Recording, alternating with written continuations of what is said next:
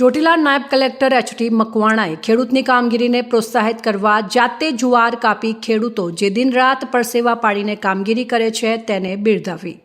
નાયબ કલેક્ટરે અભ્યાસ કરતાં જે ખેતીકામ કરતા હતા તે અંગેના ભૂતકાળના સમયની યાદોને તાજી કરી હતી.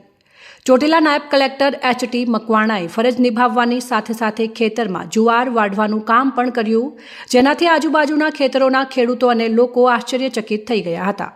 જ્યારે આ સમગ્ર ઘટનાથી સ્થાનિક લોકોમાં એચ.ટી. મકવાણાની લોકપ્રિયતામાં વધારો થયો હતો, ત્યારે ખેતરમાં જાર વાળતા અધિકારીનું આ દ્રશ્ય એક પ્રેરણાદાયી ઉદાહરણ બની રહ્યું છે, જે દર્શાવે છે કે ફરજ અને માનવતા એક સાથે ચાલી શકે છે.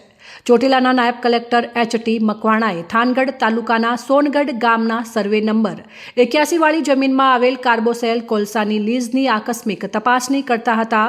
તે સમયે લીઝની બાજુમાં આવેલ એક ખેડૂતના ખેતરમાં ખેડૂતો પરિવાર સાથે જુવાર કાપી રહ્યા હતા. તે ધ્યાને આવતા ચોટીલાના નાયબ કલેક્ટરે ખેડૂત પાસે જઈને જણાવેલ કે હું પણ એક ખેડૂત પુત્ર છું અને મેં પણ ખેતીનું તમામ કામ કરેલું છે. ખેડૂતો જે ઈમાનદારીથી ખેતરમાં પરસેવો પાડે છે અને દિન રાત જે પોતાનું શરીર અને માટી એક કરે છે, એવા ખેડૂતની કામગીરીને પ્રોત્સાહિત કરવા માટે જાતે જુવાર કાપી અને ખેડૂતોને અભિનંદન પાઠવ્યા હતા.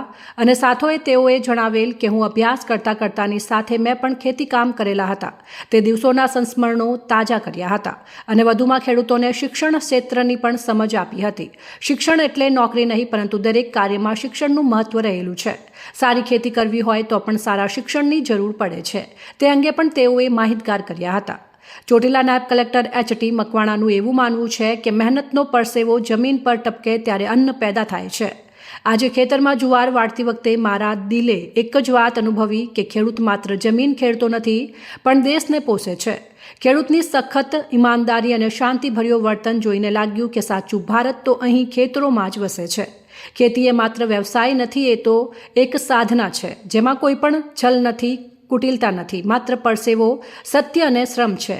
મને સબ ડિવિઝનલ મેજિસ્ટ્રેટ અને નાયબ કલેક્ટર તરીકે ગર્વ થાય છે કે હું એવા ભાઈઓ અને બહેનોની વચ્ચે ફરજ અદા કરું છું જેઓના હાથમાં માટી છે પણ દિલમાં દેશ છે. ખેડૂતોનો દરજ્જો સૈનિક જેટલો ઊંચો છે. સૈનિક સરહદ રક્ષા કરે છે, ખેડૂત પોષણ આપે છે. ત્યારે આજનો અનુભવ જીવનભર યાદ રહેશે તેવું જણાવ્યું હતું. અહેવાલ અફઝલ મુલતાની, સંબંધ ભારત ન્યૂઝ, ચોટીલા, સુરેન્દ્રનગર.